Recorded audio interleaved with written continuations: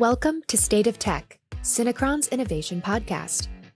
Synchron is a leading global digital transformation consulting firm focused on financial services and big technology organizations. Our State of Tech podcast hosts subject matter experts and business leaders as they explore emerging technologies, industry insights, innovation trends, and more. Let's dive into today's episode. Hello, and welcome to the latest edition of Synchron's State of Tech podcast series. I'll be your host today, Jitske de Bruyne, and in today's episode we focus towards an increasingly critical topic: how technology is reshaping the approach to climate risk in the financial sector. I'm excited to introduce Mudit Nigam, sustainable finance and ESG expert at Synchron. He has an extensive international career with his expertise spanning markets in India, Europe, and the USA. Mudit's background in sustainable finance is essential in today's landscape where financial practices are linked with environmental impact. Mudit, it's great to have you here to share your insights. We'll be exploring strategies and innovations for mitigating climate risks. Thank you, Jitske. It's a pleasure to be here. So let's get started. Mudit, considering your global experience, why do you believe risk management is so crucial in the context of climate impact for banks and financial services companies? Well, in the context of banks and financial services, understanding and managing climate risk is crucial for several reasons. Climate change introduces significant risk to banks and financial services companies, from extreme weather events that damage physical assets to changing the viability of entire sectors, especially dependent on fossil fuels as an asset. I'm not only talking about the oil companies, but also the companies that are reliant on fossil fuel as an input, like fertilizers, plastics, food industry, etc. Banks involved in asset management, for example, face risk and opportunities due to climate change through investments in these industries that are vulnerable to climate policies or shifts in sustainability trends. This, however, leads to opportunities in growing markets as well for green and sustainable investments. This is true for energy and food sector, which are currently undergoing enormous innovation. The management of such investments with an eye on climate risk is essential for long-term profitability. When we look into the realm of lending, however, banks must consider the impact of climate change on borrowers' ability to repay loans. This is particularly pertinent for businesses in areas prone to climate-induced disasters or industries affected by climate policies. Integrating climate risk into credit assessment helps banks make more informed lending decisions, reducing the likelihood of bad debts. Very interesting, Mudit, but looking at regulations, they have become stricter as well over the past few years, I think. That's absolutely true, Jitske. The dire consequences of climate change on the economy have thankfully woken up governments and regulatory bodies to introduce stringent regulatory frameworks that require financial institutions to disclose and manage their vulnerability to climate-related risk. Over the past few years, the voluntary disclosures guidelines like TCFD have evolved into mandatory disclosures like SFDR, CSRD, etc., which have put a lot of regulatory pressure on BFSIs to assess their vulnerability to climate risk. Compliance with these regulations is not only a legal necessity, however, but it also impacts a bank's reputation. In a world where environmental consciousness is rising, a bank's approach to managing climate risk can significantly affect its public image and customer trust. Therefore, neglecting these risks can lead to extreme reputational damage, while proactive management can enhance reputation. Having said that, one of the most fundamental consequences, I believe, of effective climate risk management, in my opinion, is impact on carbon pricing.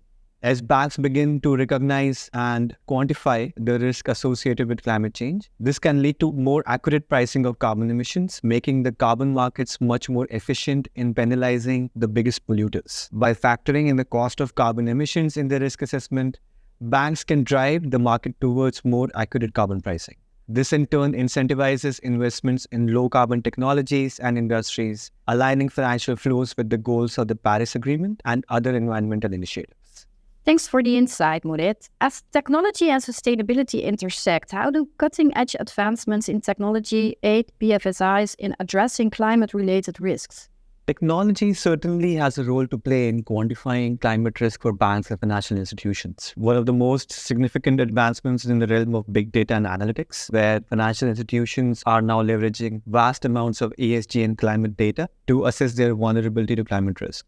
For instance, by analyzing the patterns of weather and ensuing physical perils like floods, hurricanes, and wildfires, it is possible now to basically predict the impact on different physical assets so that the banks can make better informed lending and investment decisions. It's just finally comes down to having the right information at the right time to mitigate potential risk.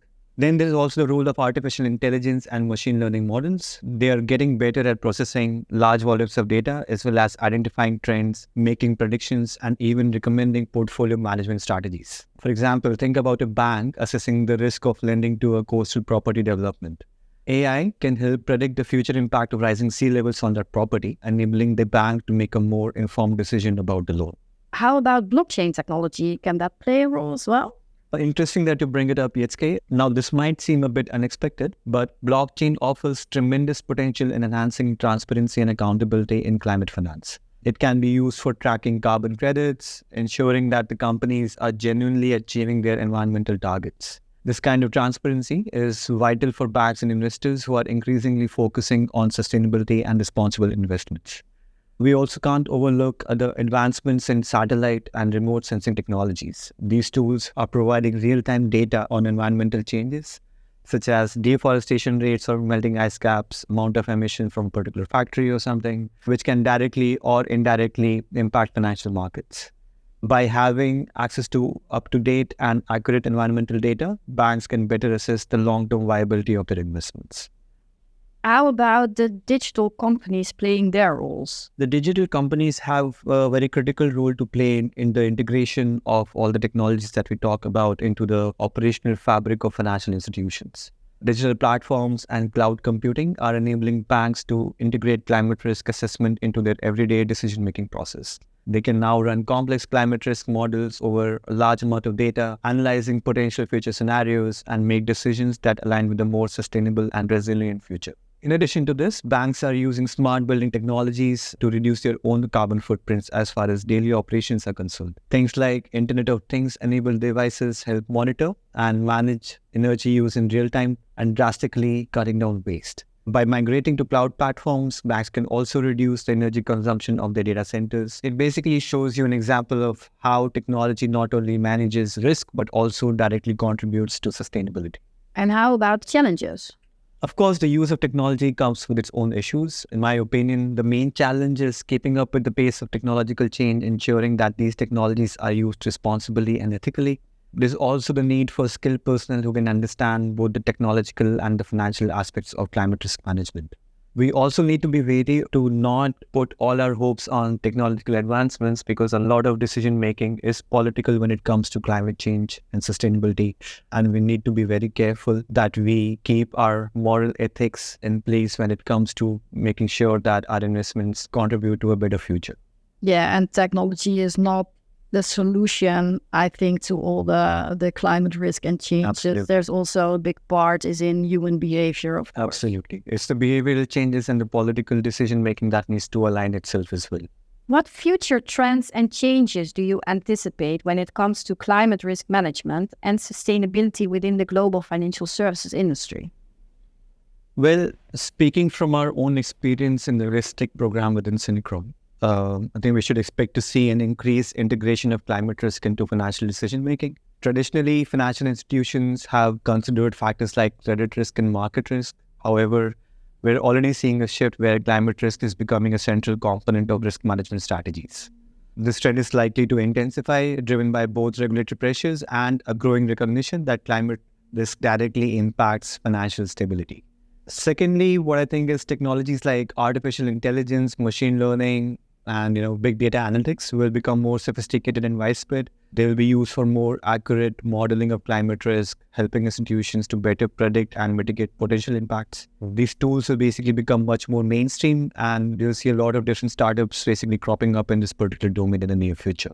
Yeah, and the demand for reporting sustainability performance is increasing as well, right? That's absolutely true, Yetske. Sustainability will increasingly be linked to financial performance. There are a lot of studies that are trying to establish the relationship between financial performance and sustainability. As stakeholders, including investors, customers, and regulators, they are demanding greater transparency and accountability. And that kind of pushes the financial institutions to demonstrate that their financial robustness is just not about the financial performance, about the profits, but also their commitment to environment and sustainability overall. Hopefully, this shift will likely lead to development of more green financial products, which we're already seeing in the form of sustainable loans and green bonds, as well as some innovative financing solutions for renewable energy and other sustainable initiatives. As we already talked about it before, the regulatory frameworks are evolving. As I said, the voluntary guidelines like TCFD has led to showing up of different sustainability regulations like CSRD, SFDR, etc.